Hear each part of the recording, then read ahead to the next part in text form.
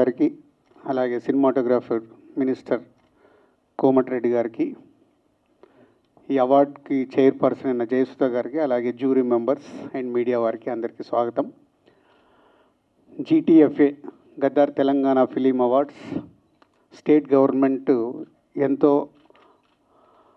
ఆర్భాటంగా ఈ ఈవెంట్స్ చేయాలని ఈరోజు సంకల్పం ఉండే, పోతే ఇందాక ఎండి గారు చెప్పినట్టు ఆ ఇన్సిడెంట్ వల్ల ముందుగా సింపుల్గానే చేస్తూ ఈరోజు నుంచి జ్యూరీ వారు సినిమాలు చూసి వాళ్ళు మే ఎండ్ కల్లా జ్యూరీ నుంచి ఏదైతే 2024 తెలుగు సినిమాల్ని ఫైనల్ చేసి GTFAకు ఇస్తే ఫైనల్గా June 14th రోజు ఈ గద్దార్ తెలంగాణ ఫిలిం అవార్డ్స్ని పెద్ద ఎత్తున చేయడానికి ప్లాన్ చేశాం.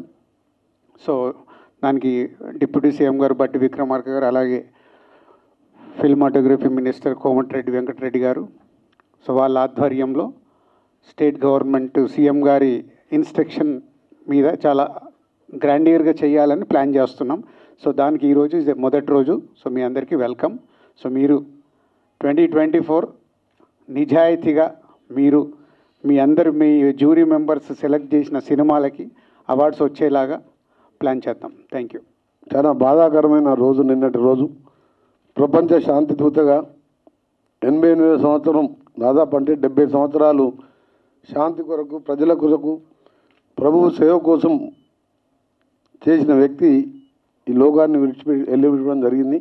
దాని మూలంగా ఈ ప్రోగ్రాం కూడా కట్చాట్ చేస్తూ మళ్ళా గౌరవ డిప్యూటీ సీఎం గారి ఆదేశాల మేరకు గౌరవ ముఖ్యమంత్రి గారు కోరిన విధంగా 14 జూన్ రోజు పెద్ద ఎత్తున హైటెక్స్లో దాన్ని నిర్వహించామని జ్యూరీ చైర్పర్సన్ గారికి, మిగతా మెంబర్స్ని కూడా కళాత్మకమైన సినిమాలని, అందులో ఈ సమాజానికి పనికొచ్చే సినిమాలను కూడా మీరు గుర్తించి మీ కార్యక్రమాన్ని వితౌట్ పొలిటికల్ ఎంటర్ప్రైజ్ ఉంటుంది, మీరు సజావుగా చేయండి. 2011 తర్వాత మొట్టమొదటిసారి తెలంగాణ రాష్ట్రంలో ఈ అవార్డు కార్యక్రమం గద్దర్ గారి పేరు మీద ఏర్పాటు చేసుకోవడం చాలా సంతోషకరం. గద్దర్ అంటే ఒక మామూలు వ్యక్తి కాదు, ఆయన ఒక శక్తి. అట్టడుగు ప్రజల నుంచి తెలంగాణ ఉద్యమం వరకు పేద ప్రజల కోసం పోరాటం చేసిన వ్యక్తి కాబట్టి ఎవరైనా విమర్శలు చిన్నవి వచ్చినా వారి పేరు మీద నెలకొల్పాలని ఒక నిర్ణయం తీసుకున్నాం మేము. అందుకనే గౌరవ డిప్యూటీ సీఎం గారు ప్రత్యేకసార్లు ఎన్నో మీటింగ్ పెట్టి ఈ కార్యక్రమాన్ని ముందుకు తీసుకుపోతున్నాం. తప్పకుండా మనం 14 ప్రోగ్రాం సక్సెస్ చేసుకొని ఇక ముందు కూడా తెలుగు చలనచిత్ర రంగాన్ని హైదరాబాదులో అన్ని విధాలుగా ప్రోత్సహించడానికి మా ప్రభుత్వం సిద్ధంగా ఉందని తెలియజేసుకుంటూ మరొకసారి పోప్ ఫ్రాన్సిస్ గారికి నివాళులు అర్పిస్తూ ప్రభు ఆశ వారికి ఆత్మకు సంతృప్తి కలవాలని కోరుకుంటూ ముఖ్యంగా ఉంటాయి. ముందుగా ఇప్పుడే కోమటిరెడ్డి వెంకటరెడ్డి గారు చెప్పినట్టుగా పోపు గారు పరమపదించారు కాబట్టి వారి ఆత్మకు శాంతి చేకూరాలని చెప్పి మనం ఇప్పటికే మౌనం పాటించాం. అట్లాగే మనం అందరం కూడా వారు చూపించినటువంటి మార్గాన్ని గమనంలో తీసుకొని ప్రపంచ శాంతి కోసమై మనందరం కట్టుబడి ముందుకు నడుద్దామని ఈ సందర్భంగా మనవి చేస్తూ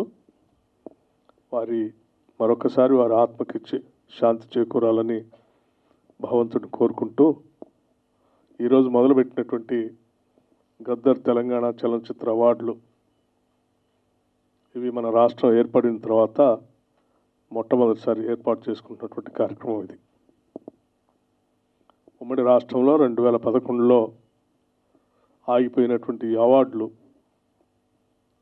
రాష్ట్ర విభజన జరిగిన తర్వాత ప్రత్యేక రాష్ట్రం ఏర్పడినప్పటికీ తెలుగు చలనచిత్ర పరిశ్రమ మొత్తం యావత్తు కూడా హైదరాబాద్ నగరం తెలంగాణ రాష్ట్ర రాజధానిలో ఉన్నప్పటికీ దురదృష్టం దశాబ్ద కాలం వారు ఇటువంటి అవార్డులకు కానీ ఎటువంటి ప్రోత్సాహకాలు కానీ నోచుకోలేకపోయింది పరిశ్రమ. మొదటి నుంచి కూడా సమాజంలో అంతర్భాగమైనటువంటి కళలు, ఈ కళల్ని మన సంస్కృతిని కూడా మీడియా ద్వారా, ముఖ్యంగా సినిమా ద్వారా ఖండాంతరాలకు వ్యాప్తి చేసినటువంటి తెలుగు సినీ పరిశ్రమని అనాదిగా ఆనాటి కాంగ్రెస్ ప్రభుత్వాలు ప్రోత్సహిస్తూ వచ్చాయి. ఎక్కడో దూరంగా ఉన్నటువంటి తెలుగు సినిమా పరిశ్రమని హైదరాబాద్ నగరాన్ని తీసుకొచ్చినటువంటి ఆనాటి కాంగ్రెస్ ముఖ్యమంత్రులు తప్పనిసరిగా మనం అందరం గుర్తు చేసుకోవాల్సినటువంటి అవసరం ఉంది. వారి హయాంలోనే ఇక్కడ పరిశ్రమను తీసుకొని రావడం కోసం వారు చేసినటువంటి ప్రయత్నం, ఇక్కడ పరిశ్రమ స్థిరపడటానికి కావాల్సినటువంటి సినిమా స్టూడియోలు, ఫిలిం నగర్ ఏర్పాటు కానీ, ఇతరత్ర కార్మికుల కోసం ఏర్పాటు చేసినటువంటి కార్యకలాపాలు కానీ, హౌసింగ్ సంబంధించినటువంటి కార్యక్రమం కానీ, ఇవన్నీ కూడా ఆనాటి కాంగ్రెస్ ప్రభుత్వాలు ఈ పరిశ్రమని ముందు తీసుకొని పోవడం కోసం శాయశక్తులా ప్రయత్నం చేశారు. ఇప్పుడు కూడా ఈ మీడియా అత్యంత బలమైంది. సమాజానికి ఉపయోగపడేటట్టుగా కథలు కథనాలతో సినిమాలు తీస్తూ సమాజ అభివృద్ధి కోసం, సమాజంలో ఉన్నటువంటి పరిస్థితుల్ని ఆకలింపు చేసుకొని విలువలను ప్రోత్సహించడం కోసం చాలా బలంగా ముద్ర వేసేటువంటి ఈ మీడియాని మనం ఎప్పుడు కూడా కాపాడుకుంటూ ముందుకు పోవాల్సినటువంటి అవసరం, బాధ్యత పాలకులపైన ఉంది.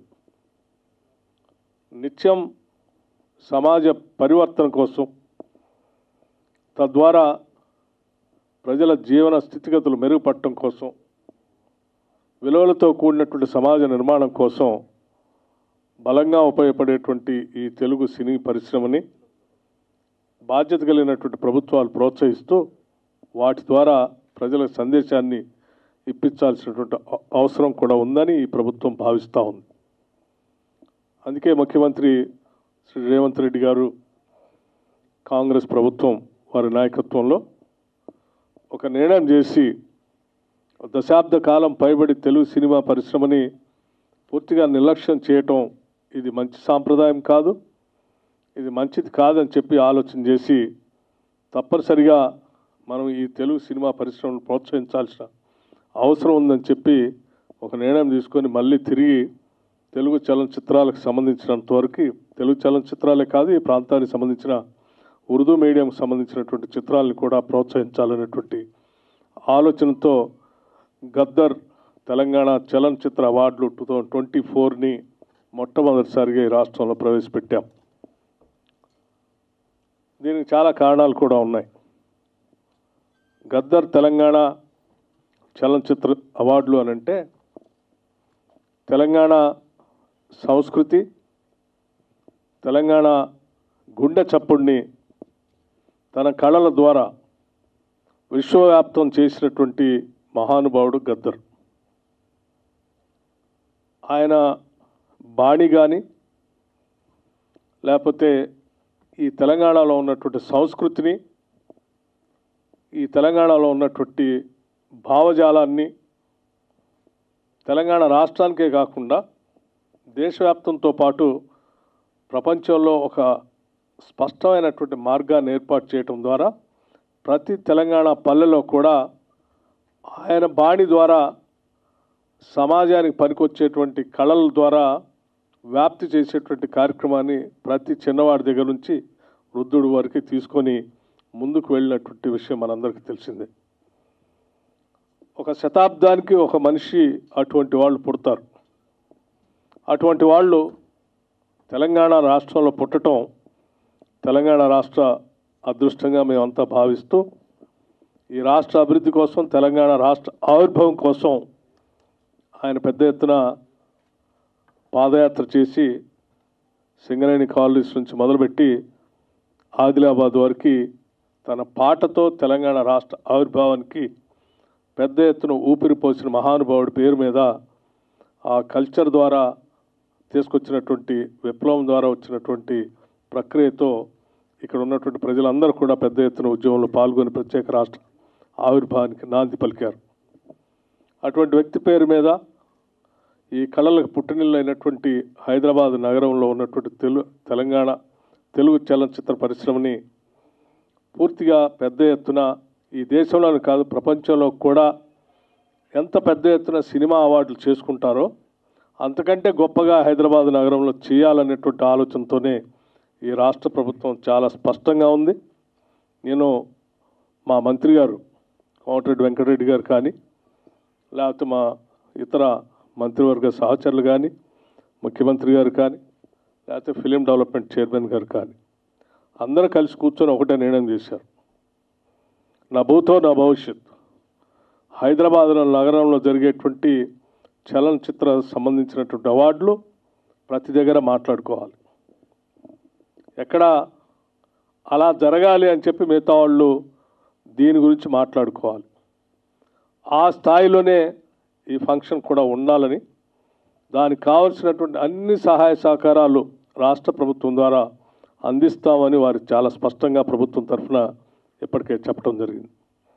ఈ జరిగేటువంటి ప్రక్రియలో ఎటువంటి భావబంధాలకి లేకపోతే రాగద్వేషాలకు అతీతంగా ఈ జ్యూరీలో సినిమాలను మీరు సెలెక్ట్ చేసి సందేశాత్మకమైనటువంటి సినిమాలతో సమాజానికి ఉపయోగపడేటువంటి కార్యక్రమాన్ని ముందుకు తీసుకొని పోయే ప్రక్రియలో సెలక్షన్ కూడా అంత ట్రాన్స్పరెంట్గా చేయాలని, తద్వారా అందరినీ ప్రోత్సహించడానికి ఉపయోగపడుతుందని చెప్తూ చలనచిత్రాలతో పాటు చాలా మిగతా అవార్డులు కూడా ఇందులో పొందుపరిచాం. వ్యక్తులుగా చలనచిత్ర పరిశ్రమకి గొప్ప పేరు తీసుకొచ్చినటువంటి మహానుభావులు అందరినీ కూడా వాళ్ళ పేరు మీద కూడా ప్రత్యేక అవార్డులు ఇందులో పొందుపరిచి వారి పేరు మీద కూడా అవార్డులు ఇచ్చే కార్యక్రమాన్ని చేపడతా ఉన్నారు.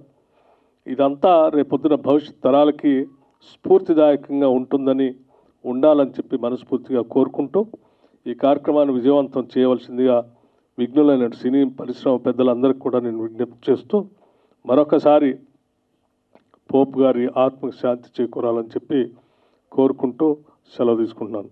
నమస్కారం.